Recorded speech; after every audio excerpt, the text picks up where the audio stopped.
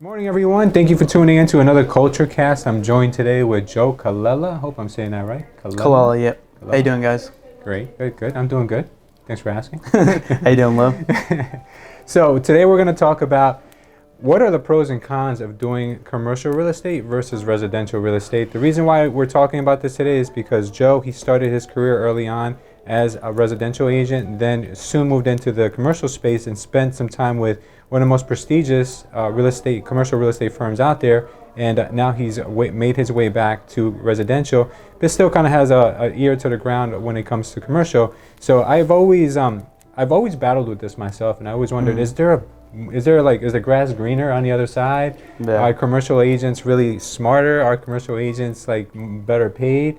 So I'd like to start off the conversation with, I guess, that you can tell us, what do you think makes one special over the other, or what are your thoughts? Yeah, so I think the main difference between commercial and residential is commercial is more B2C, so you're going direct to the consumer. Explain B2C for those of us who are brand new in the business. So when I'm talking about B2C, you're going direct to the consumer versus a B2B environment like commercial, where it's more business to business mindset.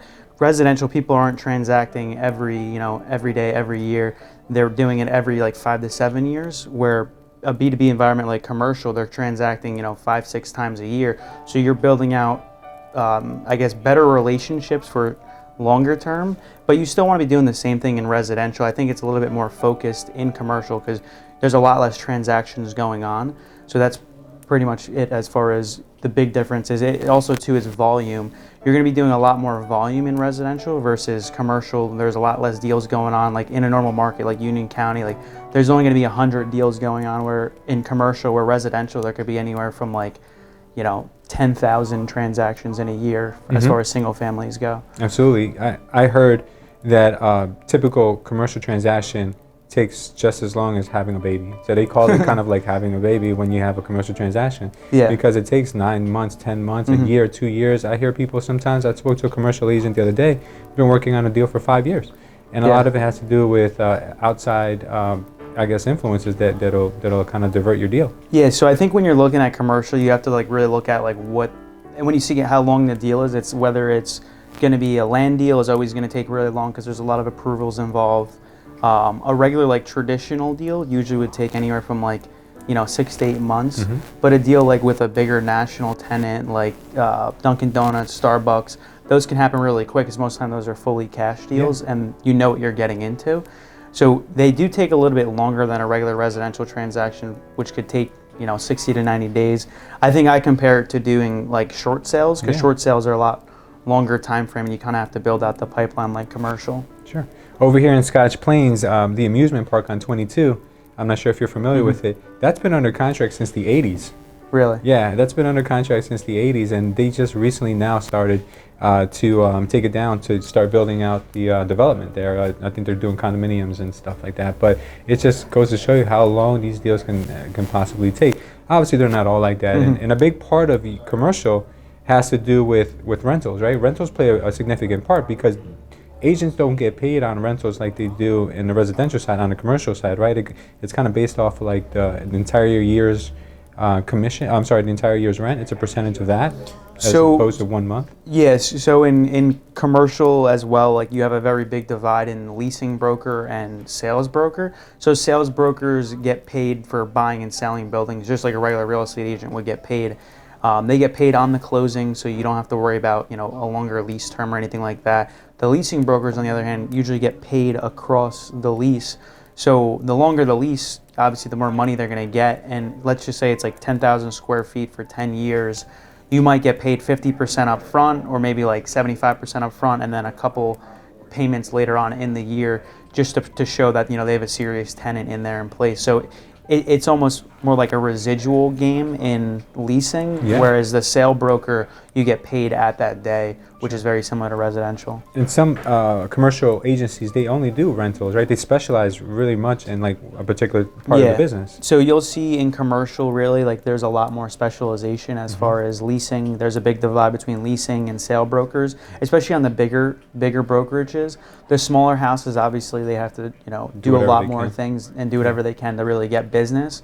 But usually there's it's a lot easier to specialize, whether you're specializing in a retail lease, office leases, because you have to realize you're only going to be talking to office tenants and office landlords. Okay. So you wouldn't be able to do a retail lease essentially, because you don't have a relationship with a Wendy or you don't have a relationship with a CVS if you're a retail broker and you got to do an office lease. You don't have a relationship with JP Morgan or someone like that. So you wouldn't you wouldn't align correctly. And it's a similar kind of thing in residential. Like if you're a residential agent in Ocean County, you're not going to have a buyer in Hudson. I mean, you could, but reality is you're probably going to have it in your kind of sphere and your kind of wheelhouse in Ocean County. Sure. Now, is there more money for an agent in commercial as opposed to residential, or is it all in kind of like into perspective of what the agent can do? So I think it's kind of in perspective what an agent can do. I think you're going to see a way bigger check in commercial on the sales side, but obviously those are a dime a dozen. Yeah. I mean, you can see upwards of $60,000 for a check in commercial, but how many of those are you actually going to get? Sure. Is the other thing, because selling 12 buildings a year is a lot harder than even selling like 24 residential properties or 1 or 2 properties a month. So you're going to see bigger transactions, but a lot less volume. And I think that's a little bit harder to manage, I think, early on. Yeah. Because even though you are going to get that bigger check, it's, when you're going to get the bigger check, it's a little bit easier to maintain a lifestyle when you're getting, $4,000, $5,000, every other week or something like that in residential. So you are going to get the bigger check in commercial. It's just kind of what you want your lifestyle to do. And I think the biggest thing in commercial is there's only one way to get paid usually in leasing versus sales. Like you sell the building because you're really not working with buyers, or you lease the building. In residential, you have multiple opportunities to make income. Got it. Because we do the auctions, you could do short sales, you could do buyers, you could do sellers. Obviously, you want to stay specialized in kind of one thing, but I think there's a lot more exit opportunities starting out in residential versus commercial. I agree. Now, to get business in a real estate world, in a residential real estate world, we do a lot of prospecting, we send out letters, we do whatever. There's a certain way of getting business. How does one get business in the commercial side of things, and how long does it take to get business as opposed to how it does in residential? You could pick up the phone one day, and on your first phone call, you probably land a client. Exactly. How does it work in the commercial world? So you're still, the phone is heavily used in commercial. You have to be calling nonstop. And what you really need to do is kind of develop a target area of what property you want and what area you want to select. Like as far as if you're doing Union County apartments, you really want to narrow in because that market only sells a certain price or only sells a certain cap rate. So you want to know that market because these guys are intelligent investors. They know what's going on in the market, and they know if you don't know what's going on. So I think the best way to do it is kind of pick a geographic location where you feel has a good velocity. And when I mean velocity, it's like how many properties sell in a market. So you want to find something that has a good velocity, anywhere from 5 to 7% trades in a year. And then on top of that, you just got to keep cold calling and building those relationships, going on meetings, and not really expecting to get a deal today, because you're not going to get the deal today. You're kind of building the relationship almost like dating, honestly. Like you're not going to... Multiple touches, right? Yeah, you got to keep talking to them, keep touching them, keep seeing that you're in the business. That's the biggest thing, is obscurity. Yeah, because a new agent is not going to know probably more than the person they're reaching out to. Exactly. But in the residential world, even the newest of agents will know more than the person they're reaching out to. And the commercial side, you have very savvy people who own these buildings, so they can tell when someone doesn't know their stuff. Exactly. So how does a new agent kind of break in? Because it probably would take a lot longer for a new agent to break in, correct? Yeah, it's just a matter of the phones, and I think you just increase your luck by just making more phone calls. And you can't get discouraged. It's really easy to get discouraged in commercial because you'll get put in place immediately versus residential, because you got to be able to kind of talk the language. It's almost like a different kind of language, where they can hear in your tone, in your voice, and what you're saying. You just don't fully understand it yet, and it's just part of the process.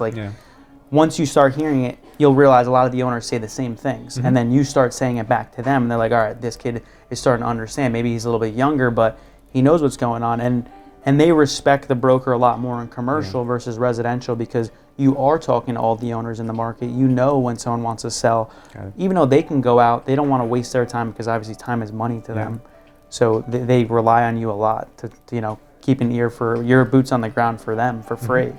Yeah, I want to go over a couple of, I guess, rumors you would call them, and you tell me whether they're myths or they're reality. Okay. I hear that commercial agents, they don't use the traditional MLSs at all. They rarely use LoopNet. They mostly sell pocket listings. Is that accurate, or is that somewhat Yeah, misconstrued? so you'll see on the higher quality stuff, usually anywhere from like 1 to like 50 million is usually the bigger brokerages that try to take those down. And they don't want to bring in outside brokers because you run into a lot of confusion. You're dealing with a lot of people, you're dealing with big money, and the worst thing you can happen is, you ruin a relationship because the transaction doesn't get done the way it's supposed to get done. Yeah. So I think what happens is on the smaller side, you'll see a lot of more residential brokers utilizing the MLS, LoopNet, or even owners that think that they can sell the properties themselves. They'll utilize LoopNet.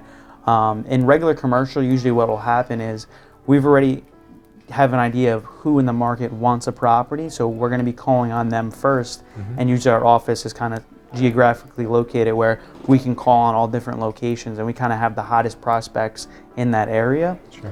Where like the residential broker that does a little bit of commercial leasing and a little bit of sales, maybe because they know a little bit of people, they don't have the market. Like, we're able to make a market because we have the database. They can't make a market, so they have to utilize the MLS to make the market. Sure. So that's kind of like the big difference. So I would say, yeah, I mean, that's like a big myth, and it really depends what kind of property it is and who do you have in your database to sell it to. So I've heard somewhere that LoopNet is where commercial deals go to die. Yeah. Is that true? So usually LoopNet is where commercial deals go to die. A better resource is definitely CoStar, and a lot of them don't even hit CoStar because we'll try to sell it prior. And it's just mainly because of just marketing and communication for your seller. The worst thing that can happen is the marketing message or the details of the property get out and it's completely wrong. Yeah. So, and that's a big deal in commercials because that depends, the income depicts what the price is going to be. Yeah. So if those marketing numbers are wrong or it's priced wrong or incorrectly, someone gets the wrong information, they have these expectations in their head that aren't reality. So I think LoopNet, it's a good thing, I guess, for people to like keep an eye out, but you're always going to see deals that are out of reality. They're not even in touch with reality, but you will come across some deals where people are just, and you give them a call and people are just so frustrated at that point that they're willing to work with you. Yeah, I've heard there's been deals there once in a while. Now, the other thing I've heard as well is that commercial real estate agents will not co-broke with residential agents. Is that true or is that false? So usually what'll happen, it depends on what firm it is. They'll try to get it in-house first because like I said, they want to stay in control of the transaction. I think that's the biggest thing in commercial because there's so many moving parts. If you have one person on the deal, you can control the entire thing all the way through.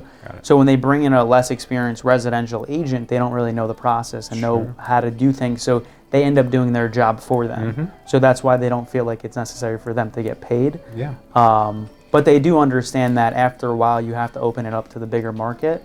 But most of the time, we're going to have people in our database that residential broker already knows, but maybe there might be an opportunity where he has a better relationship and they won't work with us because they know them. So we'll usually open it up after like 2-3 months. If you don't get any traction, you'll start to open it up and reach out to brokers. What can a residential agent do to maximize the opportunity to get their offer accepted since they are not commercial agents? What can they do? Can they make their offer somehow better? Maybe something with the contingencies? Can they do anything to make it look like, hey, I know what I'm doing, or I kind of know what I'm doing, and I'm going to put it in the hands of the right attorneys or the right lenders?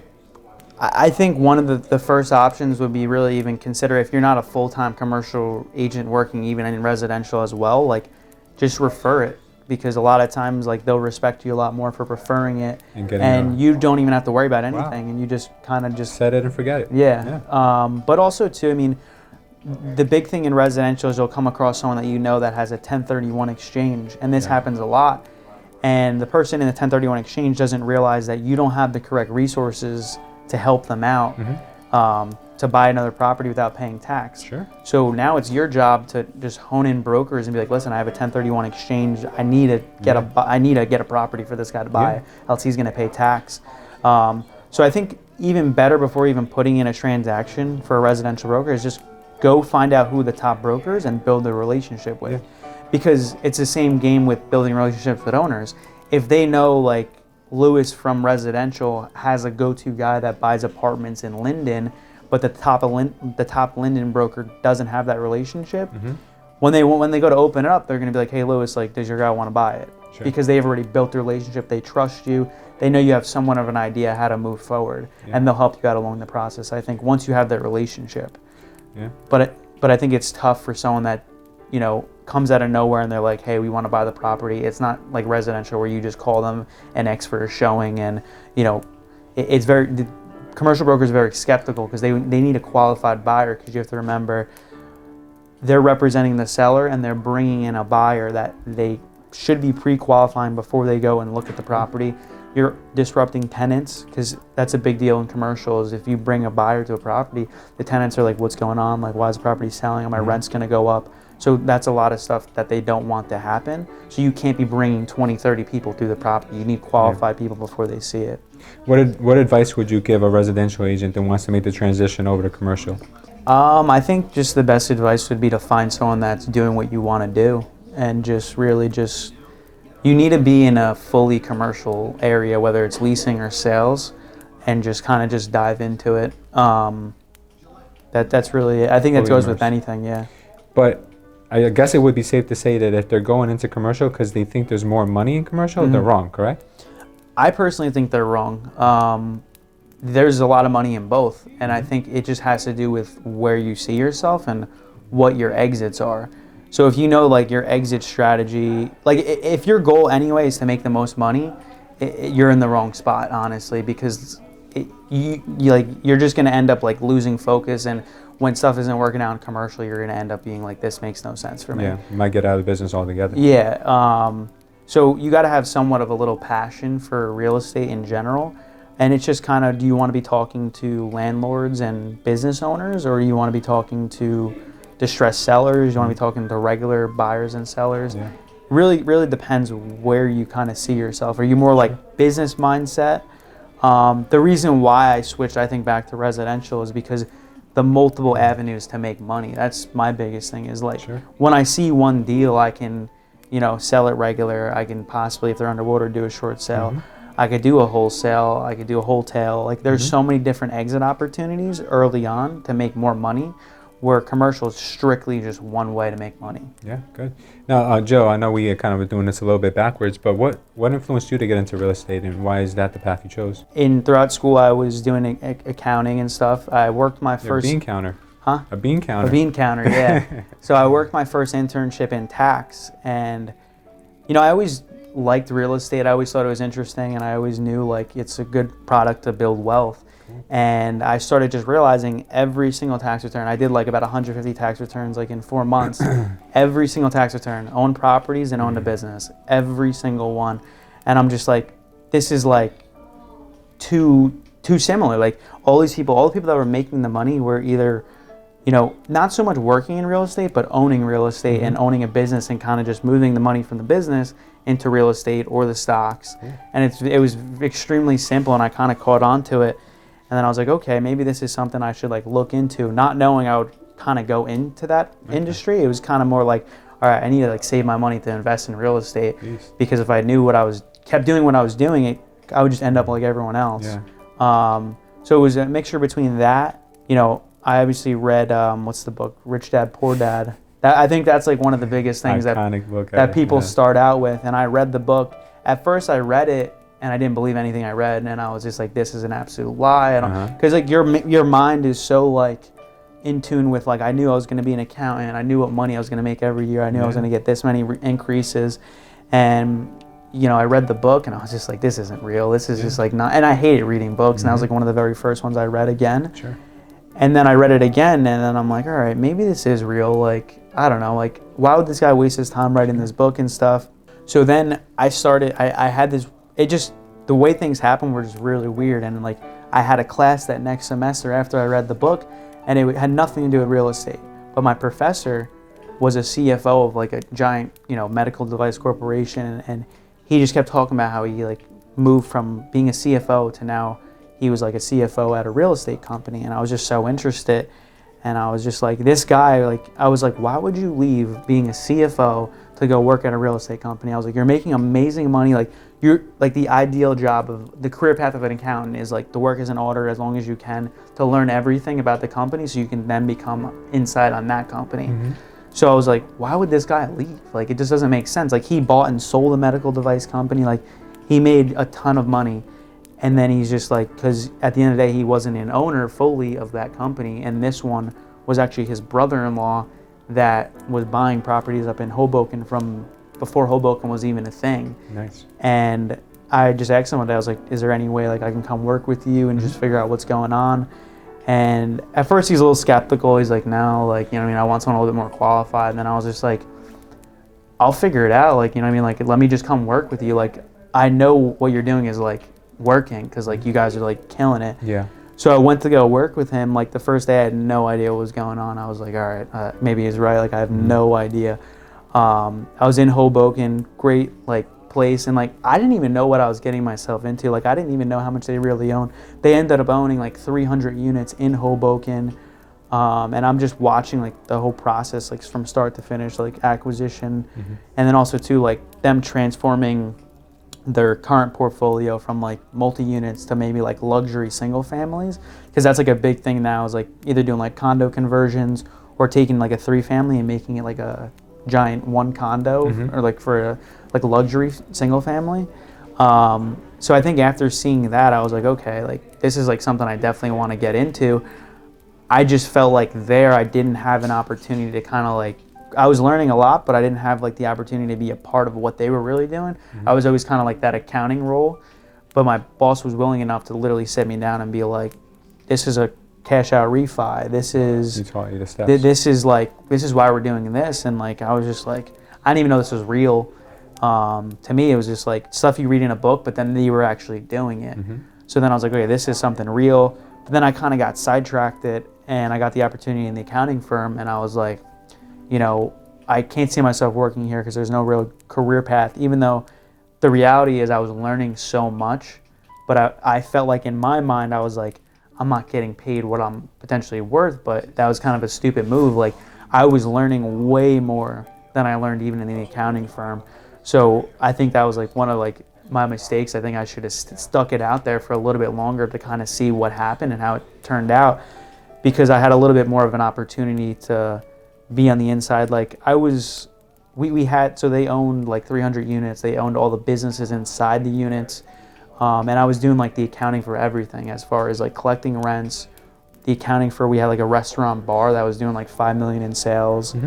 And like, even just getting to see that, running like the small business side of things, like it's a totally different style than running as an auditor at a giant corporation, because you only see like small little parts. Like I was literally like running the entire like restaurant bar, doing all the ordering, finding out like paying people, looking at payroll, doing all that type of stuff that I never would have ever seen in a bigger company. Got it. So like that's kind of like where, you know, it kind of started. Where it kind of all started. You sound like you've been through a lot, but you're only how old? 20? So yeah, I'm 23. 23. Yeah. You've been through a lot, man. You've done a lot. Yeah, I don't know. It's just like weird the way things happen, I think. I don't know. It's just, I feel like every point, like I didn't realize it in the moment, but like it kind of like set me up for that next part, because I realized I would have never got the job in Hoboken if I didn't read about real estate or understand what a cash out refi was, or because he only gave me the job because I asked really good questions, and he was like, no one asks me any of these questions. How do you know this stuff? And he was just like, I was just like, to be honest, I just read a lot. And he's just like, dude, like no one knows what you're saying. Like I'm like, he was impressed by that. So like once I kind of like, I just kept reading and reading, which is a good thing and a bad thing, because sometimes you get too caught up in the books and you don't actually take any action. And that's what I started realizing. But yeah, I think it's just a mixture of just reading, and then just like, my favorite thing is just jumping into the fire and just figuring it out. Nice. Awesome, brother. Well, thank you, brother. Ever since you've been here, you've been setting a good trend for the other agents and yourself. You're constantly on those phones. You're not scared. Sometimes you get clients on the phone that curse you up and down and leave you crazy messages, and I love those messages. Maybe Danny can add the message. Okay, so you sent me into spam, and I'm getting a lot of calls since yours yesterday. when I told you that you were a devious cocksucker. Well, you are. Keep it up. I am an expert on windows. I can find your address. That is the funniest message I have ever heard. This guy went mobster on you. Yeah. So really cool, bro. Thank you for doing this segment with us today and being here part of our company. Culture Estate is really is just really a combination of different people from different walks of life with different experiences, and we're very happy to have you for a commercial background and also an accounting background, because it really means a lot to us that we are able to learn from each other. So thank you for that, Joe. Amazing interview today. Guys, if you want to start following Joe, can you please tell them where they can find you? Yes, you can find me on Facebook at my name, Joe Colella, Instagram at Joe Colella _. Any of those ways, I'll respond really quick. Yeah, Joe's awesome with anything distress inventory. He's your man. Also, if you're not following us yet, please subscribe to this channel. Don't forget to hit the notifications button at the bottom as well. Also, we do have a contest going on right now, so if you guys are watching this in the month of December 2018, join our contest and you guys will be able to win up to $100 gift card and a whole bunch of culture gear. And once again, guys, we can find us on all the major channels such as Facebook and Instagram under Culture Estate.